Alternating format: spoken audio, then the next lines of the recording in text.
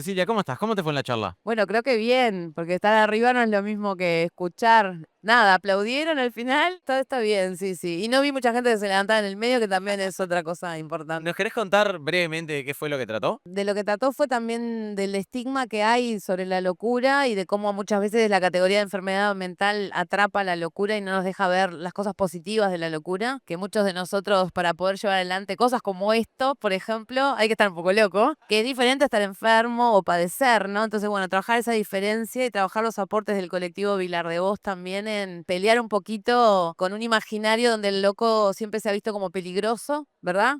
Entonces, Vilar de Voz ha aportado a ver la locura linda o la locura artística. Y bueno, y para eso también los medios de comunicación y estos espacios tenemos que estar como muy abiertos y muy sensibles a no reproducir algunos imaginarios que nos hacen muy mal, ¿no? Y le hacen mal sobre todo a quien sí ha pasado por algunos procesos, que nosotros los denominamos como padecimiento de lo psiquiátrico, que en general las personas que tienen algún tipo de crisis o algún tipo de brote, le dicen acá en Argentina, bueno, o terminan internadas o empiezan como en un circuito, ¿no? De expulsiones, exclusiones.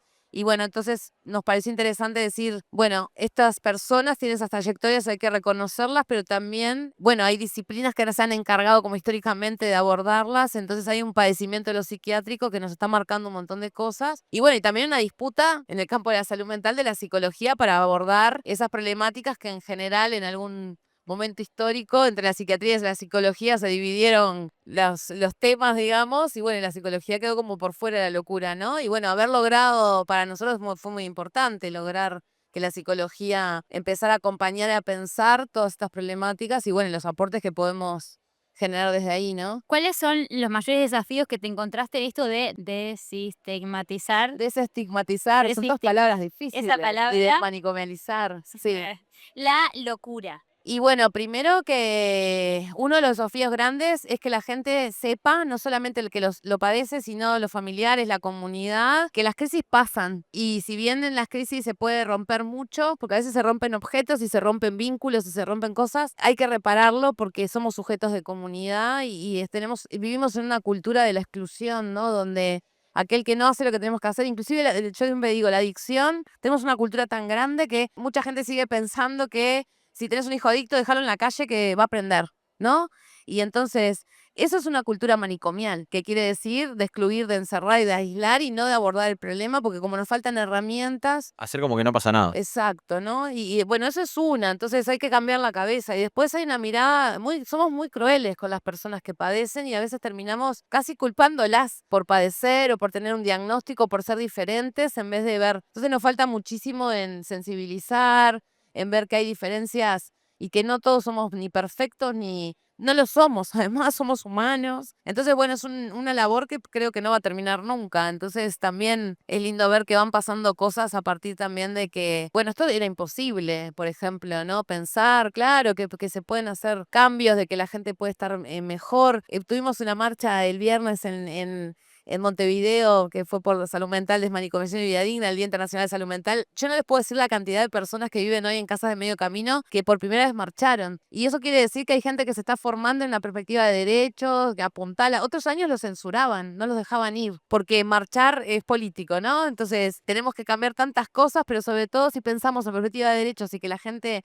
tiene que poder defender y transformar los abordajes, el sistema de salud, los sistemas, bueno, en general, seguramente, bueno, vayamos mejor, pero Es buenísimo eso de la marcha y me hizo pensar en algo que siento que es algo que traes mucho vos y es esto de darle voz también a estas personas que están encerradas o que no se las escucha. Entonces van los que saben, ¿no? Desde arriba a indicarles sus saberes y como su saber, que no es que no sea conocido, no se lo considera porque está enfermo, porque es un loco, porque no sé qué, ni que hablar cuando ya entra el tema de la medicación en el medio. Entonces, contamos un poco esto de darle voz a estas personas, ya sean los que están encerrados en un hospital o los que están en la calle. sí, nos hemos dado cuenta que además con la voz no alcanza, sino que hay que tener también argumentos porque hay que debatir, ¿eh? Hay que debatir con psiquiatras, hay que debatir con políticos. El otro día tuvimos una reunión, había un psiquiatra, un compañero había tenido una crisis y toma el micrófono y dice, bueno, porque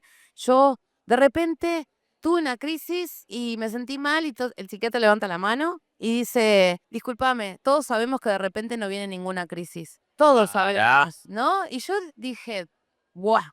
Dije yo, porque Se ¿por podría. qué no claro, pero a ese nivel a veces de arrasamiento de la vivencia, de los conceptos, lo que el otro que pueda quedar de lado, entonces ya no se puede discutir. Y imagínense para discutir una política pública, ¿no? Imposible. Es imposible. Entonces es voz, es argumentos, es fundamentos. Ahora, por ejemplo, Vilar de Vos armó su propia escuelita loca para poder ir y debatir con quien sea y mostrando y defendiendo también lo que han logrado. Entonces, eso para nosotros es importante. Y que además hay saberes que tienen mucho poder y ese poder lo hacen valer. Lo vivimos nosotros, ¿no? Adentro de las disciplinas. ¿Y cómo no lo va a vivir la gente, no? Cecilia, para ir cerrando, me gustaría hacerte una pregunta con respecto a la creación de la radio Vilar de Vos. ¿Cuál fue el desafío más grande que te encontraste? Que encontramos.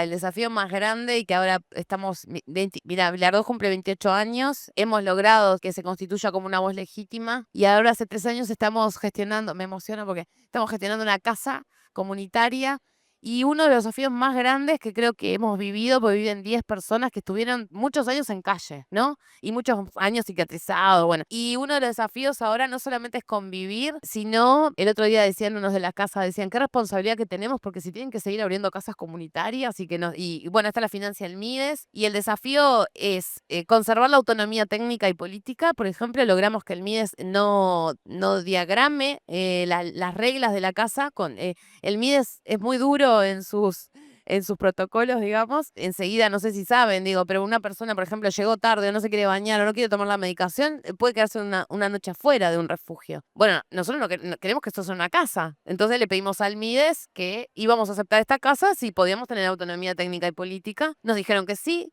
Yo creo que eso lo ganaron los vilardevosianos con ir, con estar, bueno, con comprometerse con su propio proceso, pero también con mejorar sus vidas, ¿no? Y en eso ir mejorando las de otros. Entonces ahora estamos en ese desafío de estar a la altura y de que lo que uno va generando no sea solamente discursos y sean discursos vacíos. Y ni que hablar de poder, sí, en algún momento, ahora se logró cambiar la fecha al 2029 de cierre, entonces estamos exigiendo un cronograma de cierre, pero sobre todo de verdad porque sabemos que el encierro es iatrogénico para muchos procesos, no obviamente las internaciones cortas que son necesarias, ¿no? Sino vivir en un hospital, o sea, nadie tendría que vivir en un hospital. Tenemos que tener casas. Y entonces el desafío es seguir viviendo en comunidad y también dando mensajes importantes. El cierre del Hospital Vilar de Vos para nosotros es un mensaje importante de que cambiamos de época. El Uruguay parece otra vez de otro siglo. Y estamos en el siglo XXI. Acá me quedé asombradísima con las muestras y con todo lo que es realidad virtual y todo lo que se puede venir. Ojalá sea buen uso. Pero que en definitiva, ¿cómo se explica que estemos en un nivel de desarrollo tan grande para un lado y por otro lado tenés manicomio donde la gente la tenés atada, aislada, no hablando con nadie, medicada o sobremedicada? Poder estar también a la altura tiene que ver con estar en nuestro tiempo y que la gente que tiene que hoy ir a un hospital psiquiátrico porque no tiene los recursos, porque es pobre, porque la gente con recursos tiene otros abordajes, no es que solamente los pobres son locos. Entonces cerrar el manicomio para nosotros ya es hasta simbólicamente tiene que poder ser muy importante para nuestra mejora en nuestra salud mental colectiva, ¿no? Felicitarte por varias cosas. Primero, por haber venido a dar la charla. Segundo, por el trabajo que haces todos los días. Tercero, por esto que me decías de que cumplen 28 años de la radio. Sí, 28 Y años. seguramente estén a la altura. Ay, gracias. Bueno, gracias a ustedes porque esto es, la verdad, un despelote. Ojalá que haya muchos más psicologías al sur. Ojalá que sí. Sí, gracias.